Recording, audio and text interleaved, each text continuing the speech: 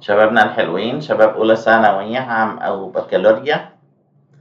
النهاردة بقى في المحاضرة دي هشرح لكم حالات اف.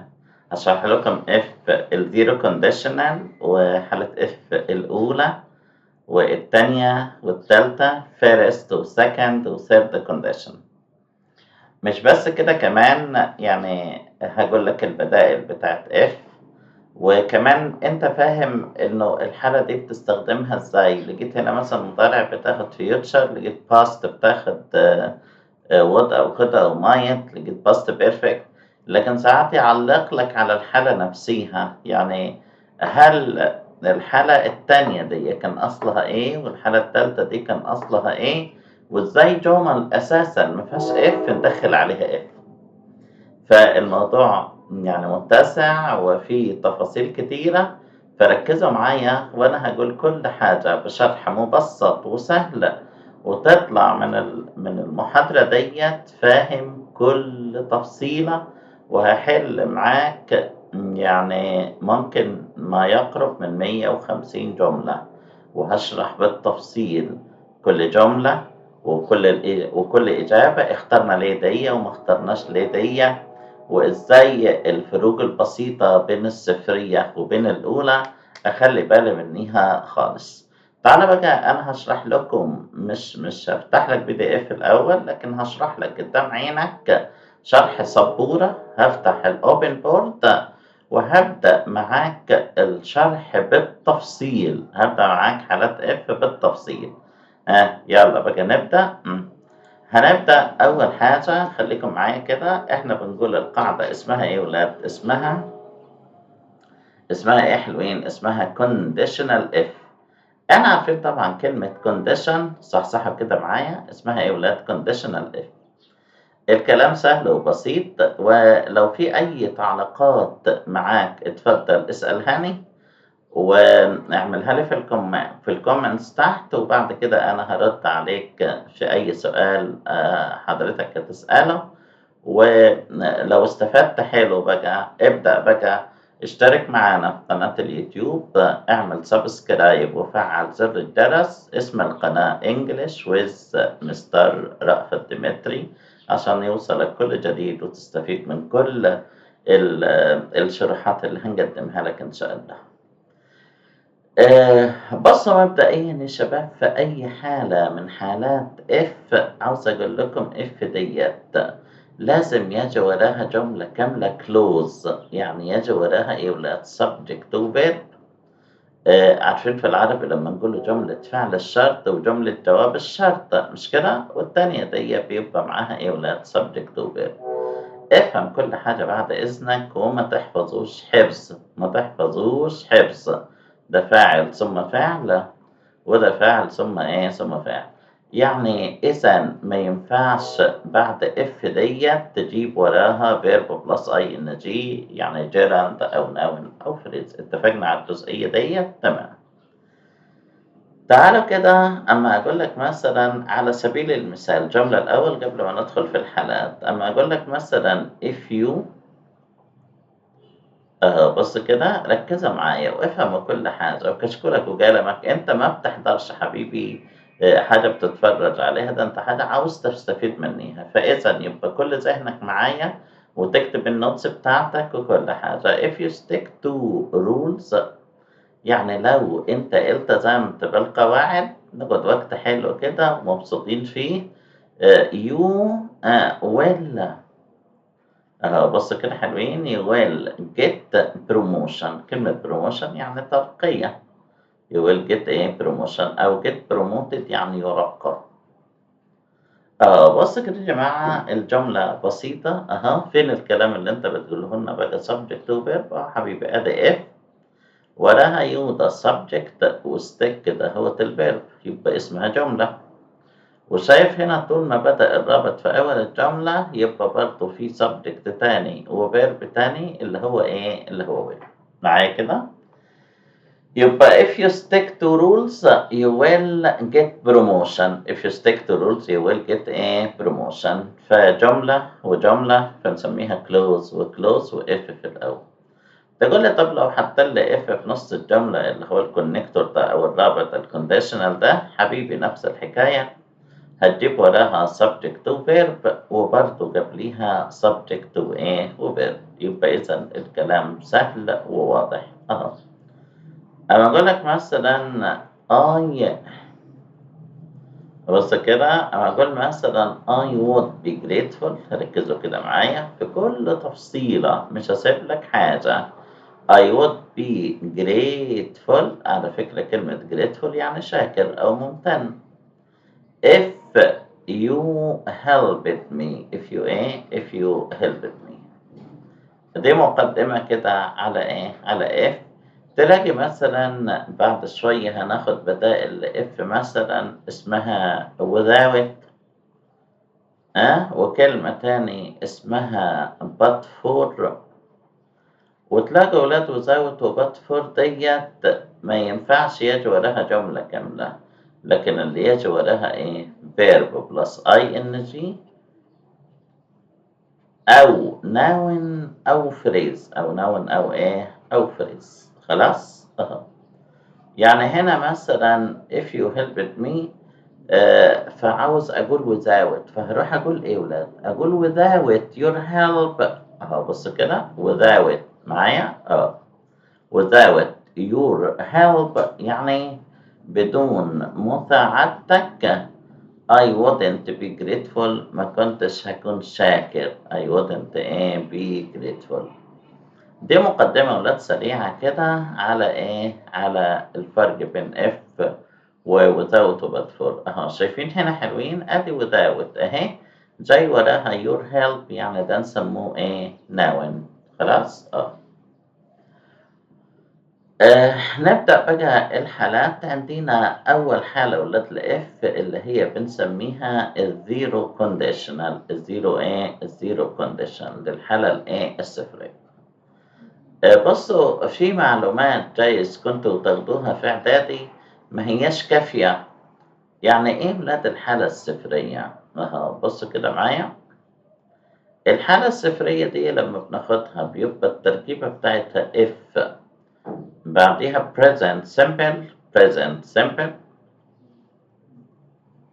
والزمن التاني present simple. الزمن التاني present simple. ركزوا كده معايا حلو.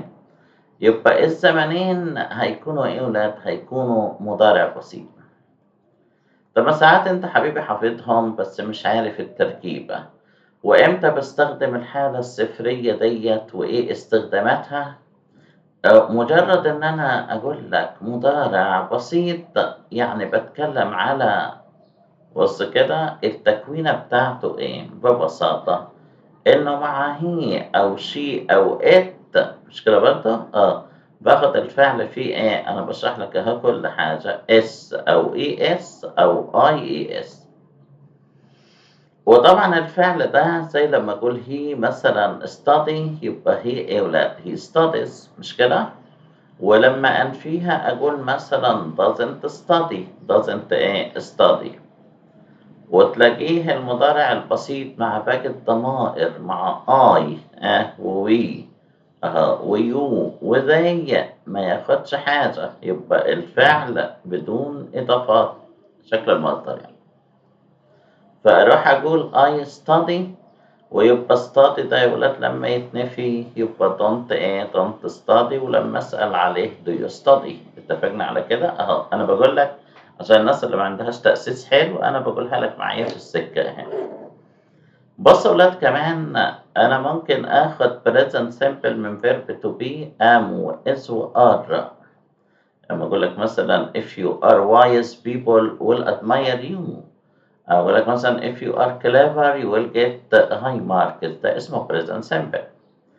وربما ال present simple ده يتكون من has و have، يعني بمعنى يملك، يعني if he has a car، وفي الماضي if he had. وربما يتكون من do أو does بمعنى يفعل، if he does his homework، if you do your homework، مش كده؟ طيب تعالى بقى امتى بستخدم الحالة الصفرية؟ بصوا كده معايا. الزيرو كونديشنال دي ولاد ليها 3 استخدامات. اكتبوهم كده معايا. أول حاجة وهاشرح لك كل حاجة وهاقول أمثلة، مش هاقول كلام كده مبهم وخلاص. يا إما fact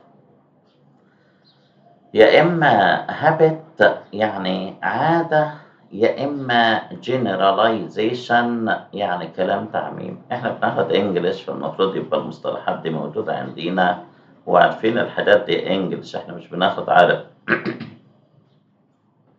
يلا كده، فكلمة fact يعني إيه يا ولاد؟ حقيقة. أيوه. وhabit يعني إيه؟ أيوه عادة. وجنراليزيشن تعميم. جايز يمكن انتم مش واخدين بالكم من كلمة جنراليزيشن دي اللي هي جاية من كلمة جنرال. المهم بص كده يا ولاد، لو انا قلت لك مثلا الجمل اللي احنا عارفينها خالص، اقول لك مثلا if we بص كده if we boil water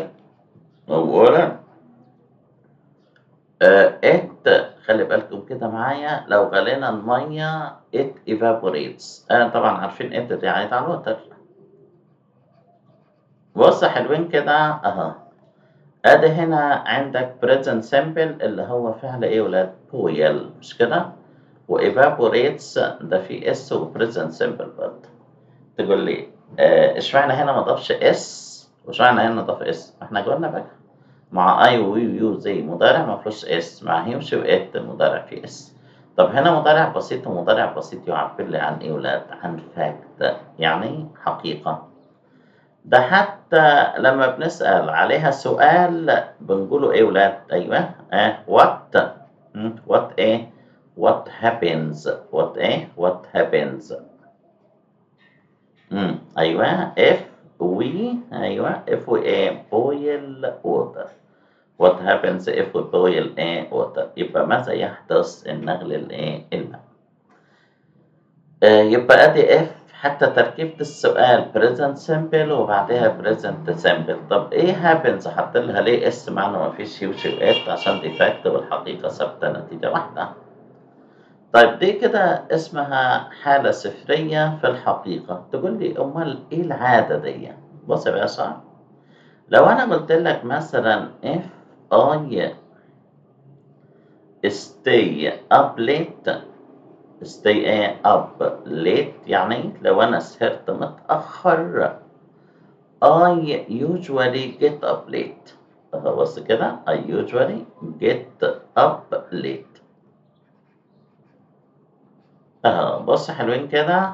لو أنا سهرت متأخر عادة بصحى متأخر عادة. فهنا ما اقدرش اقول دي اصلها حقيقة لانه الحقيقة ثوابت، لكن دي ايه يا ابطال؟ حاجة مش ثابتة. مظبوط.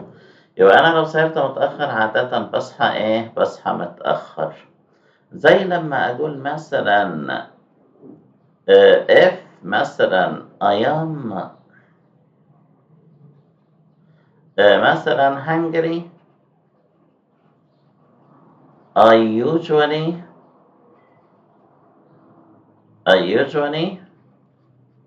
have a snack. يعني أنا لو جعان عادة باخد سناك، يعني تصبيرة وجبة خفيفة زي السفر كده. دي اسمها إيه حلوين؟ اسمها عادة. اسمها إيه؟ عادة. لو أنا ما عنديش مدرسة عادة ما بصحاش بدري. يبقى if I don't have school I don't usually get up early. وصلت كده؟ طيب دي الحالة الصفرية. تقول لي أمال إيه التعميم؟ بص يا باشا، كلمة تعميم يعني إيه؟ يعني أنا قلت لك مثلا if we ركزوا كده معايا if we plant trees. لو إحنا زرعنا أشجار we help we help the earth to breathe. we help the earth أو the world to breathe. فاهمين يعني ايه؟ طب هنا أنا باتكلم على شجرة واحدة ولا عموم الأشجار؟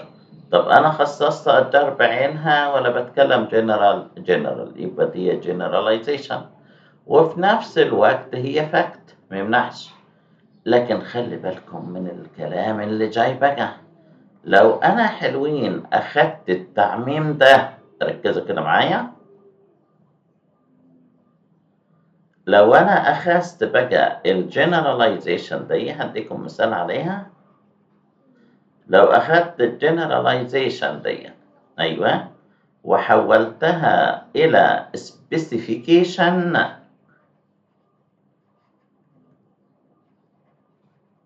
يعني من تعميم إلى تخصيص، حولت الحالة من F0 إلى F first condition. تقول ازاي يعني؟ يعني شايف هنا بيقول ايه؟ بيقول if we plant ايه؟ trees. انا هقول لك بقى if we plant these trees. بص كده كلمة these دي if we plant يعني احنا لو ايه؟ ايوه لو زرعنا these trees او those trees، يعني كده فيها تخصيص. كده we help ولا will help؟ will help. ده كده تحولت إلى expectation و will help the earth to ايه؟ to breathe. يبقى دي تحولتها ايه؟ تخصيص. مش أنا لما أسهر عادة بصحى متأخر؟ طب افرض أنا قلت لك if، بص كده معايا، if I stay up late tonight، هل دي تعميم كده؟ هل دي عادة؟ ولا تونايت دي خصص توقيت بعينه؟ طالما خصص يبقى I will بص كده get up late tomorrow. I will get up ايه؟ late tomorrow. كده اسمها ايه يا ولاد؟ specification. يبقى انا كده عرفت يا ولاد الحالة الصفرية وحقيقة، أيوه، عشان ما تتلخبطش بقى مع كل حاجة نقول الإيه الشورت بتاعها، إنه حالة إف الصفرية باخدها بستخدمها إمتى؟ عشان أعبر بيها عن حقيقة أو عادة أو تعميم. ركز كده معايا. وقلنا في بقى معلومة حلوة عاوزكم تعرفوها، إنه إف ديت ممكن يجي وراها، هشرحها لكم بالظبط ايه، ركزوا كده عشان دي عاوزة طالب متميز. ممكن اف دي يجي وراها باست بارتيسيبل بس تصريف تالت، بس الجملة كانت ايه ولاد؟ مجهول. وممكن يجي وراها adjective يعني صفة فحذف فاعلها وفيرب تو بي. تعالى كده اهو اكتب دي كده عندك وصحصح بقى معايا كده وركز في الكلام حلو. يعني مثلا يروح يجيب لك ايه؟ يجيب لك جملة ويروح يقول لك مثلا if، ويروح يجيب لك مثلا ايه؟ boil، وجايب لك is boiled. شوف بيخدعك ازاي يعني. وجايب لك it boiled. ركز بقى، ده المستوى الطالب اللي بيحب يقفل بقى. طب boiling يقول لك اصل يمكن زي while اللي ما بيجيش وراها فعل يجي وراها اي ان جي، ويجيب لك if boiled. اهو 5 اختيارات يعني. ويروح يجيب لك ووتر، ايوه تيرنس انتو، ايوه تيرنس انتو ايه؟ انتو ستيم، يتحول الى ايه؟ الى بخار. طبعا هقول لك انت بتدور على ايه؟ بتدور على ايه؟ ووتر is boiled، صح كده؟ فمش لاقي، فيروح ينفع اخد اف واقول boiled وباقي الجملة اللي هو water turns into ايه؟ steam. خلاص، دي صحيحة ودي صحيحة. بالعكس ده الشكل المختصر ده بيبقى أقوى في اللغة improving your language يعني. يبقى if boil دي ملهاش مجال. طب is boiled عاوزة مفعول اللي هو it اللي هو الوتر. طب it boiled عاوزة is عشان تبقى it is boiled، فاهمينها؟ طب boiling ما ينفعش if أجيب وراها gerund، فآخد if إيه boiled اللي هي بديل if water is boiled. أتمنى أنكم تكونوا فاهمينها عشان ده مستوى حلو خالص. دي ينطبق على كل الحالات يعني مش بس الحالة الصفرية. بص يا ولاد كده هقول لك مثلا phone me أو call me if بيجيب لك إيه it necessary. necessary دي خدناها في الوحدة التانية. ويقول لك is necessary.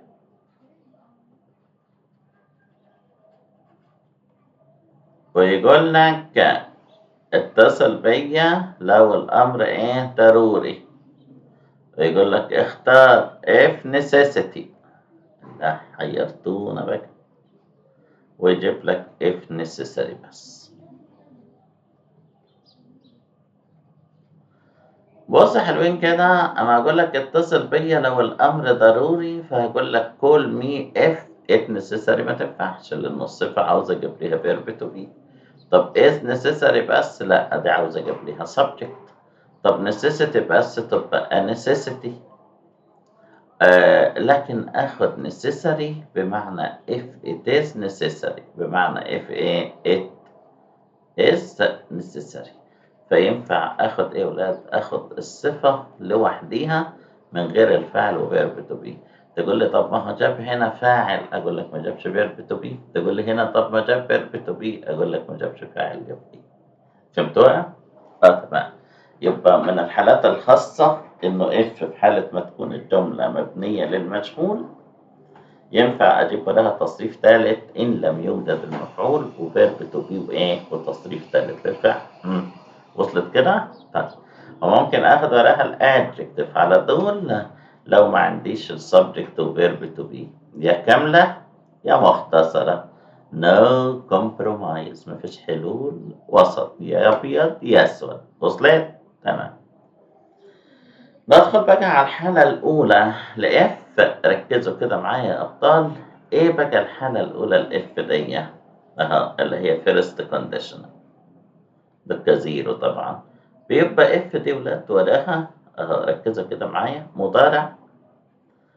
خلي بالك في الحالة الصفرية اكتب في ملاحظاتك كده الحالة الصفرية المضارع البسيط لا يستبدل بأي بريزنت آخر، ما ينفعش ليه alternative. لكن في الحالة الأولى لأنها مش حقيقة ينفع آخد مضارع بسيط أيوة أو مضارع تام اللي هو هاز وهاف تصريف ثالث أو مضارع مستمر يعني أم وإز وأر وأي نجي سواء معلومة ومجهول دي مش مشكلة. تعالى بقى الجزء الثاني بقى ممكن آخد إيه؟ اصحى كده معايا لأنه في وجود دول كده ينفع في الجزء الثاني كذا حاجة ولاد. بص كده أنا عامل كوما وعامل الجزء الثاني ده ينفع إيه فيه. بص كده معايا subject يعني فاعل وبعدين إيه ولاد؟ will أو إيه؟ أو كان أيوه أو إيه ولاد؟ أو may زائد الفعل فين؟ الماستر مش كده؟ زائد الفعل فين؟ في الماستر. لو مجهولة طبعا will وكان ومي أحط بي وتصريف ثالث زي ما خدناها في الوحدة الثانية.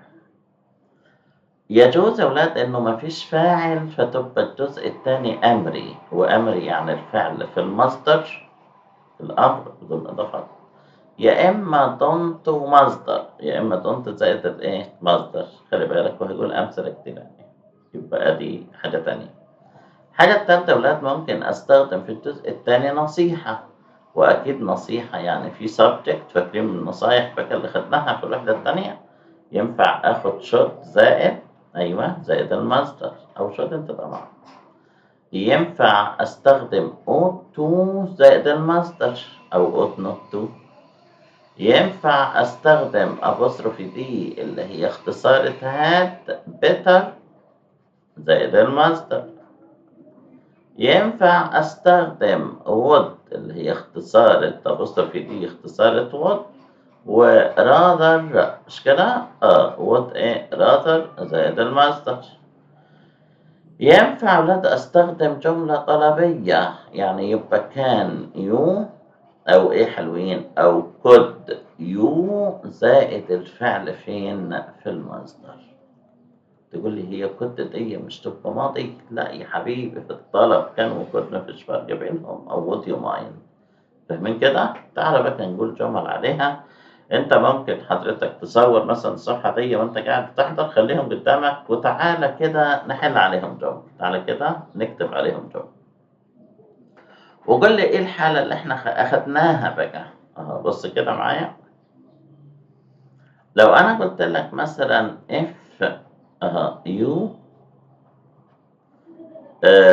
get up، بقول أمثلة سهلة أنا عشان تفهم بس الجمل. if you get up early، لو أنت صحيت بدري، أيوة you will catch، you will catch the مثلا بس.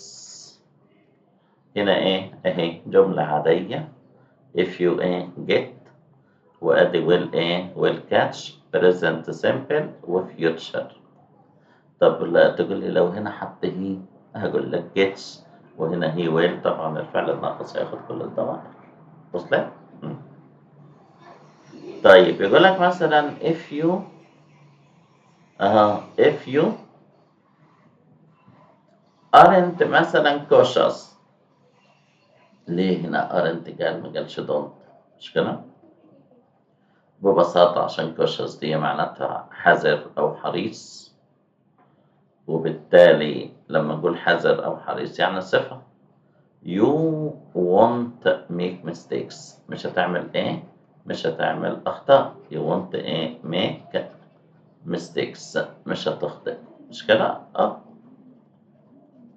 أها مضارع بسيط بفيرب to be، والجملة منفية، والتاني future. خلاص؟ نفس الفكرة برضه لو أنا قلت لك مثلا if you like، لو أنت تحب if you like to get full marks، full marks، لو أنت عاوز تجيب درجات نهائية، مثلا study hard.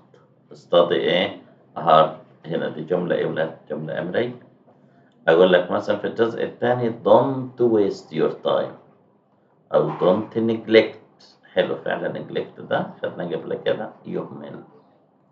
your study، don't neglect your study. حاجة في منتهى السهولة والبساطة. يبقى هنا كانت well، وهنا كانت ولاد؟ جملة أمرية. تقول لي طب ولو اف في النص؟ ما عادي حبيبي، حط التاني اللي بعدين قبليها، حطها هي في النص. يعني لما اقول لك مثلا don't مثلا make noise، إياك تعمل دوشة. if you أو when، if طبعا تنفع مكانها when طبعا في الحالة الصفرية والأولى. you are when you are مثلا in class مثلا. متعملش دوشة لما تكون في الحصة، مش كده؟ don't make أمري، ودي ده present simple. أقول لك مثلا if you، خلي بالكم كده، if you can't أو if you don't، جملة حلوة أهي. dictate your conditions، your conditions. you should negotiate، فعل حلو you should negotiate يعني ايه ولاد؟ يتفاوض. negotiate يعني يتفاوض. كلام سهل برضه حلو وديكتيت your condition يعني يملي شروطه، يعني تنفذ الشروط بتاعتك فالطيب أحسن وتفاوض. يعني شايفين شد؟ كان ينفع يقول ولاد؟ كان ينفع يقول هاد بيتر، يشيل شد دي ويحط مكانها مين؟ أيوة، كان ينفع يشيل شد ويحط مكانها ولاد؟ أيوة، هاد بيتر. كان ينفع يشيل شد وهاد بيتر ويحط ought to والتلاتة يجي وراهم الفعل فين؟ في المصدر. حلو كده؟ دي حالة اف الايه؟ الأولى. أقول لك مثلا if if I need a sum of money، لو أنا محتاج مبلغ من المال، could you أو can you lend me، ممكن تسلفني. ويبقى الجزء الثاني ده جملة ايه ولاد؟ جملة request. جملة ايه؟ request، يعني جملة ايه؟ طلبية. في حالة اف الايه؟ الأولى. كمان عاوز أقول لكم يا شباب، في حالة اف الأولى ديت، اف الأولى فقط ممكن أستبدلها بإن كيس أو provided أو providing، وينفع ذات أو بدون. طبعا احنا عارفين إن ذات دي optional. أو on condition that، بشرط أن. on condition إيه؟ أيوه on condition إيه؟ that.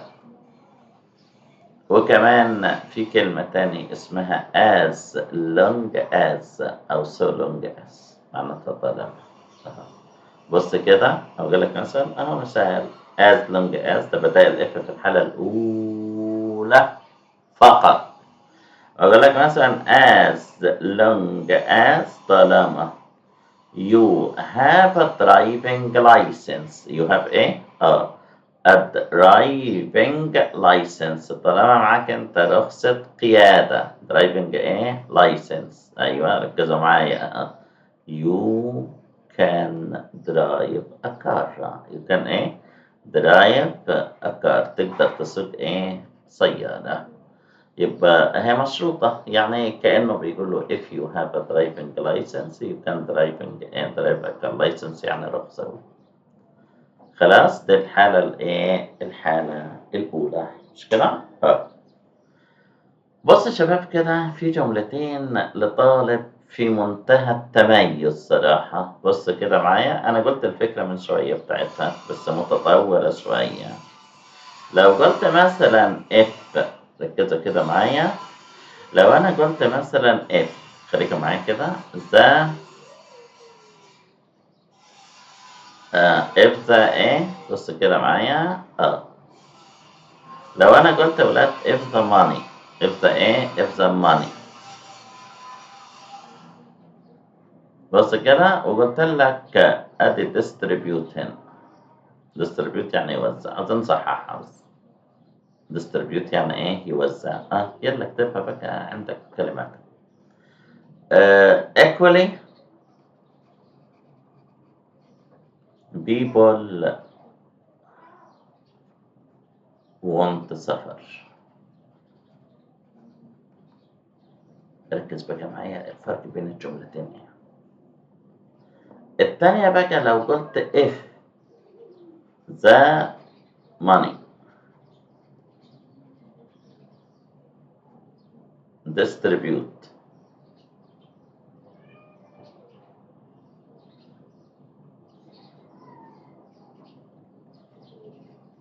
نفس الحكاية يعني. to the poor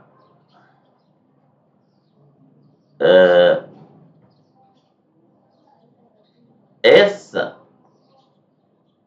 sufficient. عارفين كلمة sufficient دي؟ يعني enough، معناتها ايه؟ كافي. زي اللي هم البور يعني الفقراء. want suffer. ايه يا عم ده؟ هو في فرق؟ خلي بالك.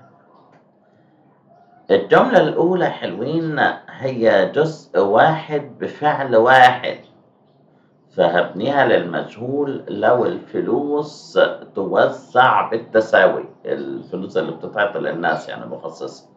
فهنا هقول if the money ايه؟ ايوه is distributed، ما فيهاش مشكلة. تقول لي ما احنا لسه جايبينها المجهول بتاعها من تبقى is ايه؟ distributed. تقول لي طب الثانية ترجمها هتلاقي نفسك بتقول لو الفلوس التي توزع للفقراء كافية زي وانت سفر. يعني هنا معناتها فيها ايه وده؟ فيها which او ذات طبعا is distributed. تقول لي طب انا صح كل ده؟ اقول لك لا، عندك حل بديل. ينفع تقول بقى distributed فقط. تقول لي يعني ايه بقى الكلام ده؟ ما تتوهنيش بقى. اقول لك بص يا باشا، لو التركيبة دي انت عندك which، يلا باشا سجلها عندك. لو عندك which او عندك ذات او عندك who، يعني جملة موصولة فيها ضمير وصل بمعنى اللازم، وحبيبي لو بناها للمجهول يعني اكيد بعديها فيرب تو بي وتصريف تالت. لو ادالك دي كده كاملة امينة صحيحة مظبوطة كوريكت بيرفكت، يا اما تاخد تصريف تالت للفعل، يا اما تصريف تالت ايه للفعل.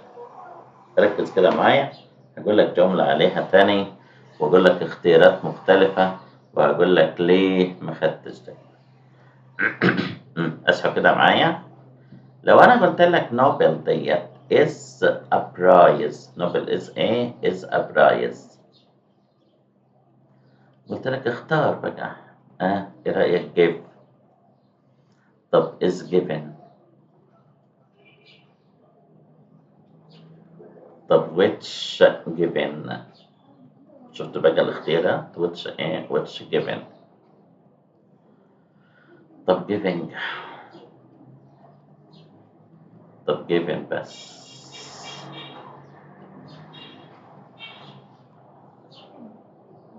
to the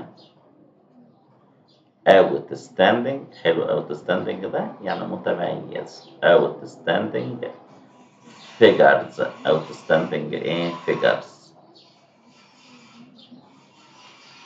ركز كده معايا.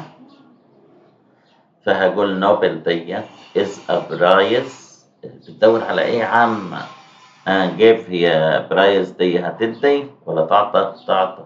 تقول لي is given هي بقى تمام، ما تقوليش. تقول لك للأسف الجملة موصولة. هي نوبل جائزة، هي الجائزة التي تعطى، مش كده؟ الجائزة التي ايه؟ تعطى للشخصيات البارزة أو المتميزة. طب which given اسفين، احنا عاوزينها which is given. طب giving لا، دي لو كانت معلوم فآخد بقى الباست participle لو اداني which is given both are correct. وصلتكم كده؟ تمام. دي كده حالة اف الايه؟ الأولى، وكم تركاية كده ابسط فيها نفهمهم عشان تاخد مستوى متميز ومتحسش انك انت بتاخد كلام repeated. تعالى بقى ناخد اف في الحالة الكام؟ الحالة التانية اللي هي السكند ايه؟ السكند كونديشنال. ركزوا كده معايا يا ولاد، عشان هنا بقى هيحصل تغيير، ولازم تبقى عارف اصل الجملة كان ايه قبل ادخل اف عليه. ركز كده معايا. تبقى اف وراها ايه يا ولاد؟ وراها باست سيمبل، يعني ايوه ماضي بسيط. طب والجزء الثاني بيبقى ايه؟ بدل ويل هيبقى وات، وبدل كان هيبقى مظبوط جود، وبدل مي هيبقى مايت، وبعديهم الفعل فين؟ في المصدر. خلي بالكم كده معايا. طبعا احنا الماضي البسيط عارفينه، يعني تصريف تاني للفعل بسأل عليه بديد وانفي بديدن، ولو مجهول يبقى المفعول ووز وير وايه؟ والباست بارتيسيبل. معايا كده اهو. بص كده حلوين اهو. لو انا مثلا if الجملة اللي محفوظة if I had money. if I had money I'd buy a car. if I had money I'd buy a car. أنا لو كان عندي عربية، لو عندي فلوس كنت اشتريت عربية. ركز بقى معايا، ركز معايا، خلي بالك. أنا بعمل لك شيء افتراضي، شيء افتراضي.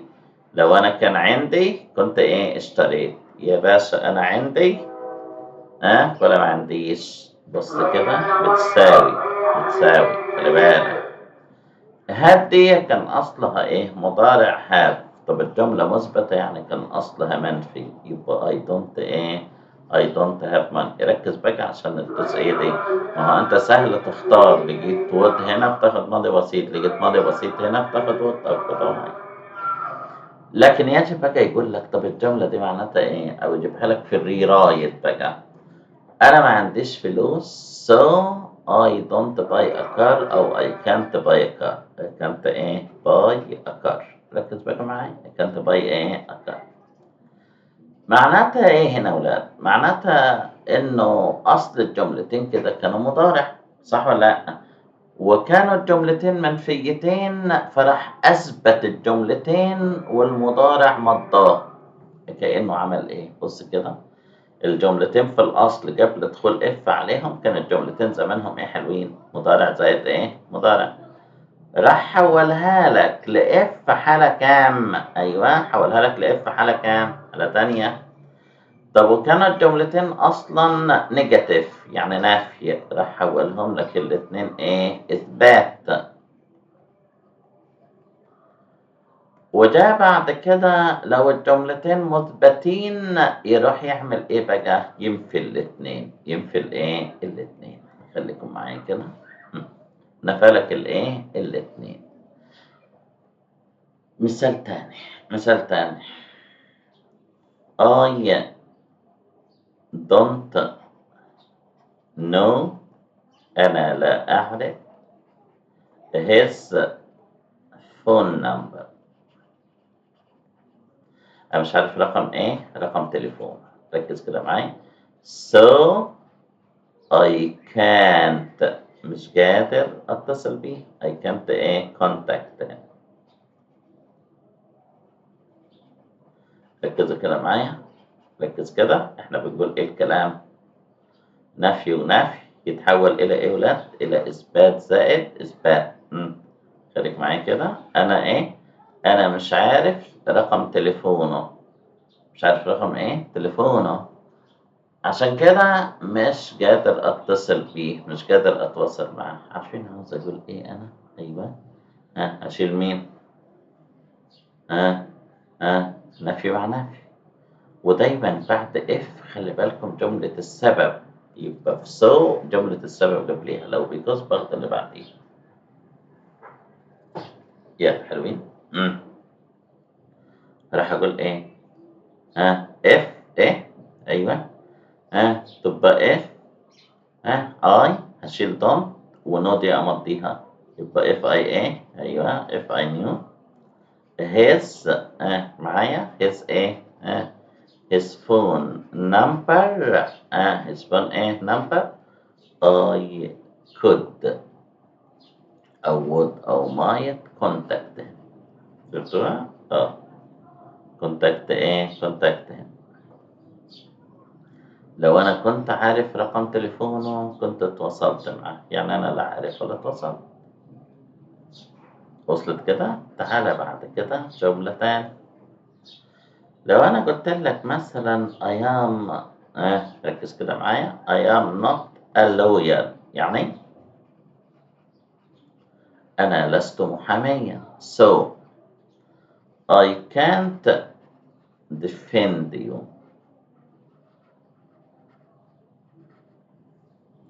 أنا لست محاميا ما أقدرش أدافع عنك. عاوز أقول له إيه؟ لو أنا كنت محامي كنت دافعت عنك.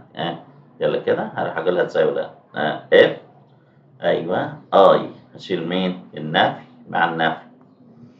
ويفضل تستخدم وير بدل من وصل لأن أنا مش هغير وظيفتي. يبقى if I were إيه؟ a lawyer كنت هتعمل إيه يا عم؟ I could defend you. بس لا أنا محامي ولا دفعت عنك، يعني بيحط شيء افتراضي. شيء إيه؟ افتراضي. وصلت؟ تقول لي إيه حكاية إنه السبب والنتيجة دي؟ هقول لك جملة فيها because I can't diagnose. عارفين diagnose؟ يشخص يعني. I can't diagnose your illness. أنا مش عارف أشخص your illness as أو because أو since. التلاتة دول أولاد بمعنى لأن. I am not a doctor. I am not a doctor. لأنني لست طبيبا. أنا عاوز أقول إيه ولاد؟ لو أنا كنت طبيب، شايفين؟ هاخد السبب في الأول. هاخد مين السبب؟ I'm not a doctor. وI can't diagnose. كنا diagnose يعني شخص. يلا كده. عاوز أقول لو أنا كنت طبيب كنت قدرت أشخص المرض. يلا حلوين كده. تبقى if I were a doctor. if I were a doctor كنت هتعمل إيه يا عم؟ أيوه I could diagnose. I could diagnose your illness. بس أنا لا أنا طبيب ولا أنا شخصت لك العلاج بتاعها. كمان في تعبير يا ولاد اسمه if I were you. ده بيستخدموه للنصيحة. بيستخدموه للنصيحة. يعني لما أقول لك مثلا you should، خليكم معايا كده، you should organize your study. you should organize your study. المفروض تنظم الدراسة بتاعتك. وعاوز أستخدم فيها if. تبقى عاوز أقول if لو أنا كنت مكانك. دي تعبير نصيحة ولاد اسمه if I were you. if I were you. خليكم معايا كده. هعمل يا ولاد I'd organize my study. لو أنا كنت مكانك كنت نظمت الدراسة بتاعتي. فهمت كده؟ عشان كده يا بطل لما بيجيب لك جملة ساعات بيختبرك في الاستخدام. ما انت عارف الحالة لكن انت مش عارف استخدامها. يعني لما اقول لك مثلا if I، ركز كده معايا، if I had a car. لو انا كان عندي عربية I'd give you a lift. ركز كده. I'd give you a lift. لو انا كان عندي عربية كنت اديت لك توصيلة او I'd pick you up. ويجي بعد كده يا سلام. طب امال عاوز هو but I. يقول لك I'm not. طب يقول لك cousin. طب يقول لك don't. طب يقول لك didn't. ايه رأيك بقى تاخد وليه؟ تاخد وليه؟ تقول لي ما احنا لسه جايلينها لما تبقى في حالة تانية. يعني كان أصل الجملة مضارع وأكيد هنا مثبتين يبقى كان أصل الجملة منفية. فأرجع لأصلها كان الاتنين مضارع وهنا مثبتين يبقى كانوا منفيين قبل دخول عليهم. فهدي في المضارع يبقى كانت مين؟ كانت don't have. يبقى الصيغة الأبريبيتد تبقى don't. تقول تاني؟ هنا لو كان عندي عربية كنت وصلتك معناته حاليا I don't have a car. في الصيغة المختصرة بتاعتها don't. بص كده جملة تانية. لو قلت مثلا if I were a minister. بحلم of مثلا finance. ده أنا لو كنت وزير للمالية minister of finance I'd distribute. لسه جايلينه معناته يوزع. a lot of money. كنت هدي فلوس كتيرة to the poor. للناس الغلابة الفقراء. طب أنا وزير اديت. ده معناته this means that يعني but I ايه رأيكم؟ I'm not. طب وزن. طب don't. طب didn't. اللي يسمع بقى ما تلعبش بفهمنا للقاعدة.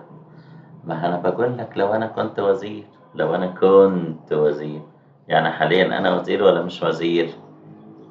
ده وزير وفاينانس يعني إيه مالية. أنا مش وزير حاليا، يبقى وير كان أصلها في المضارع مع I am هنا مثبتة، يبقى كان أصلها إيه منفية. دي كده أفضل حالة إف الكام؟ التانية. تعالى بقى ناخد إف في الحالة الإيه؟ الحالة التالتة، عشان بس إيه ما توقعش في أي جمل. أنا بقول لك التفاصيل يعني.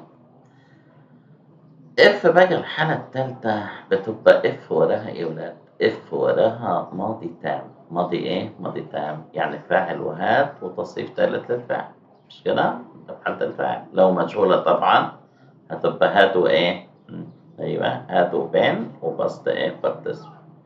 بس هنا بادئ لك بالسبجكت الفاعل، وهنا بادئ لك بالإيه؟ بالأوبجكت اللي هو المفعول. ويجي الجزء التاني بقى، بص كده، يا إما would have، لو would have بس كده حالة تانية خلي بالكم، أو could have، أو might have زائد الباست participle ده في حالة الإيه؟ الأكتف المعلوم، وبين وباست participle بس في حالة الإيه يا ولاد؟ في حالة المجهول. بين وإيه؟ وباست participle بس في حالة الإيه؟ المجهول. بين وإيه؟ وباست participle في الإيه؟ في الباسف.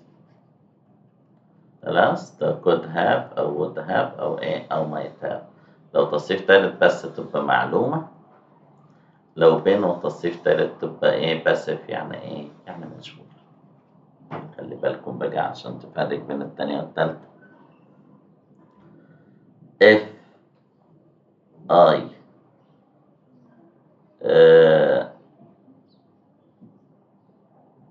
had apologized to him، لو أنا كنت اعتذرت له، he would have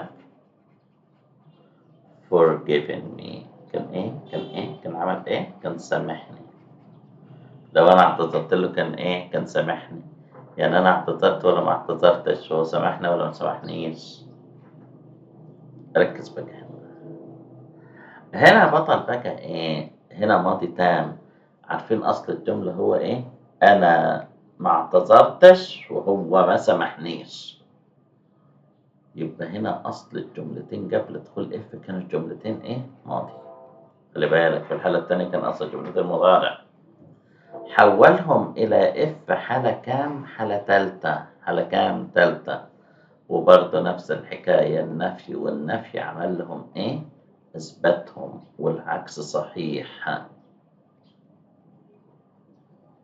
والإيه؟ والعكس صحيح. يعني إيه العكس صحيح؟ يعني لو أثبت الاتنين ينفيهم. فدي تعالى كده قول لي بقى أصل الجملتين دول كانوا إيه؟ كانوا إيه؟ أنا عاوز أقول إيه يا ولاد؟ بص كده، أنا عاوز أمسك في الفعلين، اللي هو مين هنا الفعل الأساسي؟ apologize. ومين هنا الفعل الأساسي؟ forgiven. عاوز أقول إيه يا ولاد؟ أنا ما اعتذرتش عشان كده هو ما سامحنيش. أو هو ما سامحنيش لأني ما اعتذرتش، زي ما بقول لكم دايما بعد إيه في جملة السبب. تبقى إيه؟ أيوه. تبقى إف إيه؟ أيوه إف. هي إف هنا وراها ماضي تام، والقاعدة بتاعت أنا عاوز أجيب الجملة من غير إف، يبقى هروح أقول هي إيه؟ شايفين أبولوجايز هخليها ماضي بسيط، من مثبت هخليها منفي، يبقى هي أيوه تبقى he didn't apologize. he didn't إيه؟ apologize، مش كده؟ أو الفعل بتاعها تبقى إيه يا ولاد؟ أيوه I didn't apologize to him. يلا عشان صح بقى، he ما سامحنيش، خد forgiven وخليها منفي في الماضي البسيط، يبقى he didn't he didn't يا ولاد forgive me. he didn't forgive me. يبقى أنا لما أعتذر لا اعتذرت ولا هو ولا هو سامحني. أدي مثال تاني برضه. ادي لك العكس بقى. لو انا قلت لك مثلا ذا تيم، يلا الناس اللي بتحب الكورة بقى، didn't play well، الفريق ايه؟ ملعبش ايه؟ ملعبش كويس. so زي اللي هم الممبرز اوف ذا تيم يعني. didn't win the match. يعني عاوز اقول لو الفريق لعب كويس اهو عشان الري رايتر. هقولها ازاي بقى؟ يلا حلوين. تمام. اقول اف، مش كده؟ اهو جملة الماضي بسيط، اشيل النفي مع النفي. وهاخد جملة السبب اللي قبل because. تبقى اف، ايوه خليها حالة اف التالتة. يبقى اف ذا ايه ولاد؟ اف ذا تيم، ايوه. had played، ايوه. well، ايوه. زي ايوه حلو خالص. would have، would have ايه؟ won the match. الله عليكم، كلام حلو خالص، مش كده؟ كمان جملة، كمان جملة بس. حاضر. ركز بس معايا وخد اللي عاوزه، مش هبخل عليك بمعلومة. he wasn't obedient، يعني ايه؟ هو ما كانش ايه؟ ما كانش مطيع. so I punished him، عشان كده انا عملت ايه؟ انا عاقبته. طب يا عم عاوز تقول ايه لو هو كان مطيع؟ خلي بالك هنا ده نفي واثبات، اعكس الاثنين، اثبت ده وانفي ده وخليها اف حالة كام؟ تالتة. يلا يا باشا. راح اقول ايه حبيبي؟ اف هي كان مطيع. شايفين هنا همسك في وص وامسك هنا بانش. وص عاوز اخليها ماضي تام، هي منفية. تبقى اجيب هات من عند الماضي التام، ووسط الصفة التالت ايه؟ بين، يبقى في هات ايه؟ بين obedient. كمل بقى. هنا مثبت عاوز انفيها، هجيب would او could او might، بس انفيها wouldn't، ولازم اجيب مين؟ have، وبعدين punish تبقى ايه؟ punished. ايوه him. I wouldn't have punished ايه؟ him، ما كنتش ايه؟ عاقبته. كلام سهل وبسيط وما فيش حاجة، المهم بس تركز في الفهم بتاعه. يبقى كده أخدنا حالات اف، الزيرو والفيرست والسكند والثيرد، وايه الاستخدامات وايه الفروق اللي اللي بينهم. احنا بنقول انه اف دي ممكن استبدلها، خليكم معايا كده، بالشود. هشرحهم لك كده وبعد كده نبدأ بقى نحل جمل متنوعة، وممكن استبدلها بوير وممكن استبدلها بهاد. ركز كده معايا. طب شوت تحل محل اف الحالة الكام؟ الأولى والتانية. طب ووير تحل محل اف الحالة الكام؟ التانية. طب وهاد تحل محل اف التانية والتالتة. شوت طبعا بجيبها من بره، وير في حالة هي موجودة أو بجيبها من بره، هاد الحالتين لازم تكون موجودة في الجملة. خليكم معايا كده. أول حاجة بنقول إيه؟ شوت. شوت في أول الكلام بتحل محل إيه؟ طب بتحل محل إيه في الحالة الكام؟ لسه جايلينهم الأولى والتانية. ركز كده معايا، يعني إيه؟ يعني يا بطل لو قلت لك مثلا هجيبها حالة أولى، فهروح أجيب مين؟ شوت، واروح اجيب السبجكت الفاعل، ولازم شد ده فعل كده الدنيا ناقص، فجواب الفعل ايه في المصدر. تقول لي لا، طب انا اعرفها منين بقى حالة اولى ولا تانية؟ اقول لك يا واد في الجزء الثاني لو جاب لك سبجكت وويل او كان، هدي مثال او مي وجاب لي وراها المصدر، يبقى دي حلت محل ايه في الحالة الكام؟ على طول الاولى. طب ولو جاب لي باشا بص كده، ولو جاب لي السبجكت ده الفاعل يعني، وجاب لي would أو could أو might، would أو could أو إيه أو might، وجاب بعديهم المصدر، يبقى ده حلت محل إيه في حالة كام؟ حالة تانية. أهو بص كده. لو قلت مثلا if he helped me I'd be grateful. I'd be grateful. عاوز استخدم should تقول لي بسيطة خالص، اشيل if واحط should، بس عاوز should ايه ولاد؟ he helped me I'd be grateful. I'd be grateful. وصلت كده؟ دي بديل if في الحالة الكام؟ الحالة الكام؟ الحالة التانية، لأنه هنا وضوء المصدر، مش كده؟ طب لو اداني مثلا قال لي اختار if ولا should، ركزوا كده معايا، ركز كده معايا. if ولا should. he cut himself.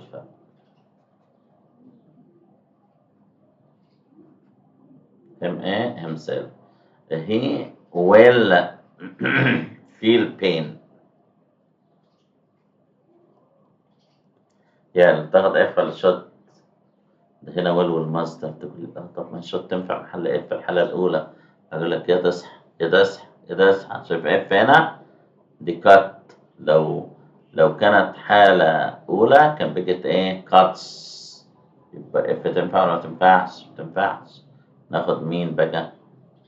should، وهنا هي وكت كأنها الفعل فين؟ في المصدر. لكن لو حالة أولى كانت مع هي وشو تضاف للفعل اس.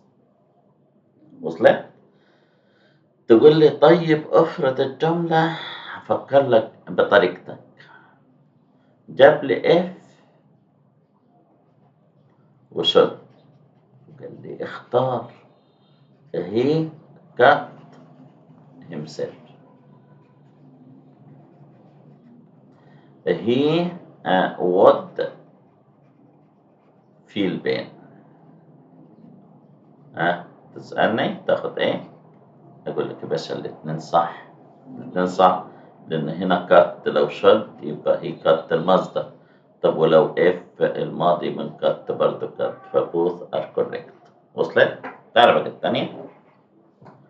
يلا where بقى، where خليكم معايا كده ولا؟ where بعد كده بتحل محل if في الحالة التانية، ما هو مفيش غيرها، هي ماضي بسيط أصلا. تبقى تحل محل if في حالة كام؟ حالة 2. مثال، خلي بالك بس where دي معناتها تبقى لو وكنت يعني مثلا if I were a patient، لو أنا كنت بس عندي صبور يعني، شايف؟ I'd solve the problem، كنت حليت المشكلة. فالدنيا بسيطة خالص، هي هنا where موجودة، فتبقى where I patient، where I patient، where I patient I'd solve. وصلت the problem. تمام كده؟ تبقى where I patient، وهنا معناتها يا ولاد؟ لو وكنت.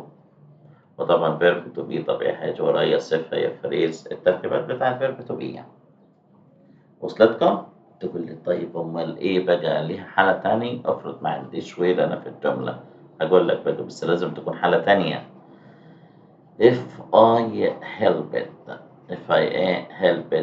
him، لو انا كنت ساعدته I'd be satisfied، كنت هكون مبسوط. I'd be satisfied يعني راضي. satisfied. خليكم معايا كده بقى. تروح تقول لي طب لو انا عاوز وير هنا، خلي بالك تبقى وير اي ساعتها بقى ده فعل اساسي. ازاي اقول وير اي هيلبد؟ يعني لو انا ساعدت يعني، لا ساعتها بقى احل المعضله بحط تو وبعدين هيلب. ده امتى بقى اعملها الحكايه دي؟ لو ما عنديش لو ما عنديش ولاد، لو ما عنديش verb to be. لكن لو عندي فعل أساسي يبقى القاعدة باخد وير أبدأ بيها وأجيب السبجكت اللي هو الفاعل ده وأحط بعديه تو زائد المصدر، تو زائد الايه المصدر. وصلت؟ تمام. يبقى كده خدنا شوت تحل محل اف 1 و2، ووير تحل محل اف ايه الحالة الكام يا ولاد؟ الحالة التانية. آخر واحدة بقى اللي هي هات دي بتحل محل اف 2 و3، ولازم تكون هي موجودة بالجملة، ما ينفعش تجيبها من بره. بص كده، لو هات دي مفيش وراها تصريف تالت تبقى حالة تانية، وراها تصريف تالت تبقى حالة تالتة. if I had time، لو كان عندي ايه وقت. I'd revise more، كنت رجعت ايه اكتر. I'd revise ايه more. هتروح تعمل ايه؟ هتشيل اف وتقول had I time. لو كان، خلي بالك هنا معناتها لو املك، لكن هناك وير كانت لو كنت. I'd revise more. I'd ايه revise ايه more. دي حالة كده كام تاني؟ تقول لي طب الحالة التالتة اهو، بص كده if اهو if I had helped him، لو انا كنت ساعدته. he would he ايه would. ركز كده معايا. he would ايه؟ ايوه would have been grateful، كان بيجي ايه ممتن او شاكر. عاوز هات بسيطة، تشيل ايه وهاتها بدلها مع اي، تبقى هقول ايه ولاد؟ had I helped him. وصلت على طول يا باشا.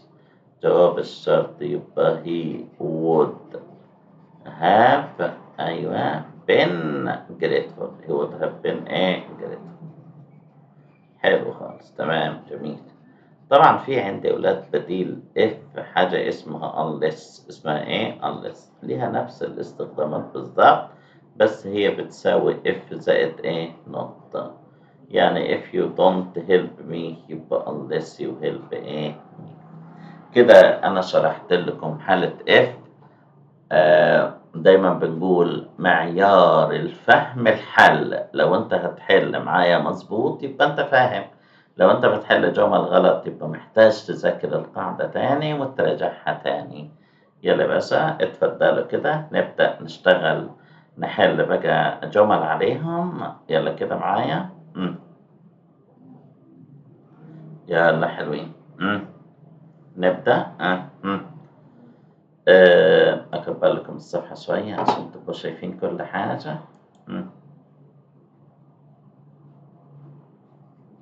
خليكم معايا كده. يلا هنبدأ من نمبر 1 اللي هي general question. أكتر من 60 جملة هنحلوهم مع بعض. ركزوا كده معايا. يلا حلوين كده. كمان تاني. يلا باش. يلا نمبر 1 it shows the correct answer، عشان دي كده mixed if يعني. يلا اتفضلوا بقى حلوا جملة جملة و don't worry about anything يعني. اغلط يا باشا وما يهمش، اغلط وتعلم الصح. يلا نمبر 1 if I drink coffee، لو أنا بشرب كوفي late at night I usually. تقول لي خلاص بقى usually دي دي عادة. تمام يا حبوب. تاخد تاخد أيوة على طول يا باشا. I usually fall asleep. I usually fall asleep. حلو خالص. if plants don't get enough sunlight، شايفة ده if و plants don't get مضارع معطى، زمن معطى وانت الزمن التاني اللي هتحطه زي دي حالة بقى؟ زيرو، لأنها دي فاكت. لو النباتات ما أخدتش مية كفاية يحصل لها ضاي. طب if those specification يا باشا plants in your room، لو النباتات تلك النباتات اللي في اوضتك ما حصلتش على sunlight زي expectation تبقى will. دي حاجة فيها إيه ولا تعميم ولا تخصيص؟ أيوة specification. ده الكلام اللي بنقوله لكم. If my sister Nada watches sad films, she often أيوة she often إيه؟ أيوة doesn't sleep. doesn't إيه؟ sleep. If Nada watches this يبقى هاخد إيه يا ولاد؟ won't sleep. طب if my friend عمر the flu I would get يبقى هاخد إيه يا ولاد؟ has. Number 7 if you want to get high marks دي اسمها جملة ايه كده؟ أمرية. يبقى هاخد ايه حلوين؟ على طول هاخد start. Number 8 if your father phones from Cairo يعني لو باباك اتصل من القاهرة please خد message. يبقى جملة أمرية طالما ما فيش فاعل. What if you mix لو خلطنا لون أزرق مع أصفر تبقى what إيه؟ على طول حالة صفرية. طب if anyone my lost case please tell me immediately يبقى if anyone إيه؟ أيوه بالظبط finds. طب metal sinks if it أيوه لو وضع is أيوه دي passive كده مش كده؟ if a tire الإطار was too much air it can burst it يبقى if a tire يعبأ يملأ بيه. أيوه حلو خالص spell. The student won't pass the exam if the final project أيوه تبقى إيه ولا أيوه isn't أيوه submitted. تمام. طب it is a good idea to call a doctor if you أيوه لو عندك حمى have. طب let's go to Alexandria Beach if you أيوه wanted to stay inside لو أنت مش عاوز تقعد في البيت يبقى don't إيه want اقتراح. يلا باشا. 16 we visit the Egyptian museum if we go to Cairo أيوه ده اسمه إيه ولاد؟ اقتراح. أيوه اللي هي shall بديل will وكان ومية مش كده؟ يبقى اخد ايه حلوين؟ shall we. If my brother would like to travel يعني حالة مضارع يود أن يعني like يعني he get the passport first يبقى لازم يجيب أيوه should get. If I study hard I will pass the exam لو أنا ذاكرت كويس أيوه أنا هنجح في الامتحان ده شيء ممكن يعني possible. If Selma had enough money she would travel ده معناته إن هي إيه ما عندهاش فلوس يعني doesn't have. If we told our secret to علي لو قلنا السر العالي we be very foolish تبقى تاخد أولاد would be. What if you found a wallet تبقى what would. طب if you only one more day to live what would you يبقى had. if 1 million Egyptian pounds تبقى if you إيه if you give ولا were given طبعا لو أعطيت يعني. 24 if عمر had set his alarm يعني لو ظبط المنبه بتاعه he been late for his exam دي حالة كام ولا حالة تالتة wouldn't have. طبعا حكاية الإثبات والنفي دي على حسب المعنى. if we free time now we would visit يبقى if we إيه had. طب و if we free time yesterday we would have visited يبقى had. طب what would you have done دي حالة تالتة أهي if you into Cairo University تبقى hadn't لإن لم تقبل تبقى hadn't been accepted. حلو خالص. يلا 28 you no problems yesterday if you had done your homework تبقى you إيه ولاد أيوة would have had مش هيكون عندك مشاكل. no problems يعني wouldn't have had بس no خلاص ما حطش نفي ده. you no problems now if you did تبقى أيوة wouldn't have دي حالة إيه يا ولاد؟ would have طبعًا عشان في no، بس دي حالة تانية عشان دي. Number 30 if ancient Egyptian temples would have no tourism. خلي بالك would have هنا مفيش ولا تصريف تالت، يبقى حالة تانية. يبقى if ancient Egyptian إيه؟ destroyed. What if that speeding car hit؟ خلي بالك hit هنا ماضي، لأنها لو مضارع كان بيجي hits. يبقى هاخد إيه؟ would happen. شفت التريكات؟ خلي بالك من دي. What if that speeding car hits؟ أكيد will happen عشان بيخصص. If I a new company in Egypt I would manage. يبقى if I إيه؟ لو أنا أسست، خلي بالك هنا founded، يؤسس الماضي من found. If I the choice now I would live had. تمام. I would prefer to eat fish if I by the sea. ها يلا بس، هقول ايه ولا ها؟ I would prefer if I أيوة had dinner، مش كده؟ would prefer يعني حالة كام؟ حالة تانية. يلا if you would prefer لو تفضل الآن، خلي بالك to buy a new mobile you save money. يبقى you إيه؟ لو أنت بتفضل تشتري موبايل جديد أيوة تمام، أو حوش، بنصح يعني. If my friend Karim to the trip would be تبقى joined. If my father خلي بالك read مش reads، يبقى دي حالة تانية تبقى would know. على طول معطيات، عرفت زي ما أنت تحسب الاقتصاد التاني.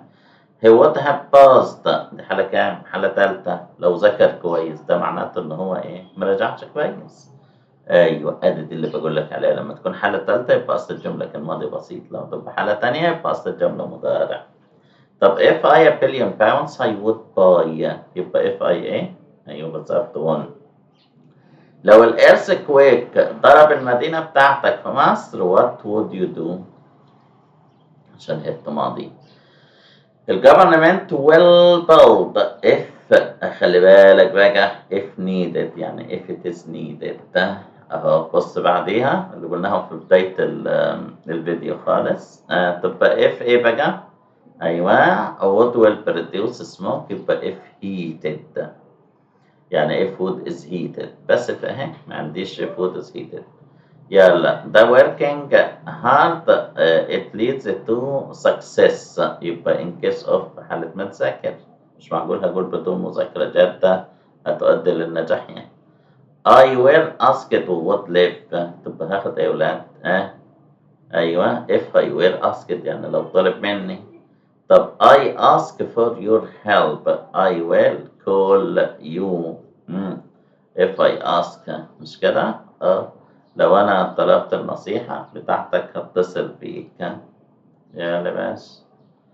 الأهلي has its best players it will not win. طب هاخد الإيه؟ لو الأهلي أيوة الأهلي has its best player it will not win the match، لو ما عندهوش يعني unless. you will be late for school in Tanta you leave now، إن لم تغادر الآن هتتأخر unless.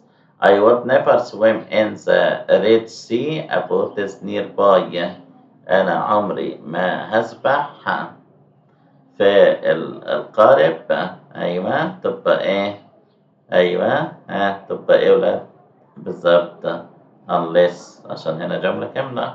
I never cross a busy street in Cairo I look إذا لم أنظر unless لو لم. The money from my company I couldn't have bought، هنا طبعا إيه تناول أولاد، تبقى هاخد إيه without بدون الفلوس اللي مع أسرتي ما كنتش اشتريت الشقة. he had money تبقى he wouldn't have needed to borrow any، يبقى لو لم يكن معه فلوس ما كانش محتاج unless. you had all the money in Egypt what would you buy؟ what would you buy؟ تبقى أيوة خلي بالكم imagine و suppose تبقى if حالة تانية بشكل سؤال. 54 An emergency breaks the glass to access the alarm. أيوة تبقى في حالة الطوارئ. مين اللي تاخد noun أو phrase بقى؟ تبقى in case of. He wouldn't have known the answer. Your clear explanation. يبقى هاخد يا ولاد without لأنه الباقي كله لازم جملة كاملة. خلي بالك بقى finding a suitable job ده مش فعل في اي ان جي، ده جملة حبيبي وفي is اهي. ايوه your priority يعني لو لم يكن ايجاد الوظيفة دي اولويتك you should update your CV. يبقى if مش كده، لو ده يبقى اختار. التيم مش هيفوز بالدوري زي improve. ايوه تبقى unless you complete all assignments you can't pass. لو ما أكملتهاش كلها مش هتكمل. He stays focused on his goals. He will undoubtedly succeed. هيكون بما لا شك فيه. أيوة تبقى طالما. أيوة حلو خالص. I wouldn't have been able to solve the puzzle. Your help يعني نعم. تبقى but for بتساوي زاوية. يلا حلوين. 61 practicing every day he would never have mastered. يبقى بدون الممارسة يوميا تبقى أيوة بالظبط تبقى without. حلو خالص. You will be allowed to enter. You have a valid ticket. هيسمح لك إنك أنت تدخل بشرط إن يكون معاك تذكرة provided that. Fire use the nearest emergency. تبقى طالما ايه ولاد in case of a fire في حالة ما يكون في حريق. if a healthy diet is important. ايوه تبقى following a healthy diet على بعضها ده فاعل وده is هو الفاعل. ما تقوليش اصل if ده وراها اي نشيد. she might have missed دي حالة تالتة ولاد. the flight the taxi driver's shortcut. ايوه تبقى ايه وده لا سوري دي حالة تالتة ولاد. المفروض تبقى ايه if it weren't ايه for the driver. بس هي المفروض تبقى if it hadn't been for يعني أو but for طبعا وتبقى for هنا مكررة. ماشي يلا. the machine breaks down he will have to stop. يبقى في حالة ما يحصل كده يعني he will continue to feel tired. he gets more sleep إن لم يحصل على نوم كفاية. إلى اللقاء بقى في فيديو جديد وحل بقى على بدائل F وحل جمل كتيرة من كتب توب ستودنتس. أي أسئلة معاك في التعليقات. اعمل بقى سبسكرايب للقناة وفعل زر الجرس وانتظر بقى الفيديو القادم حل على إيه؟ على بدائل إيه ولاد؟ على البدائل بتاعت F. باي.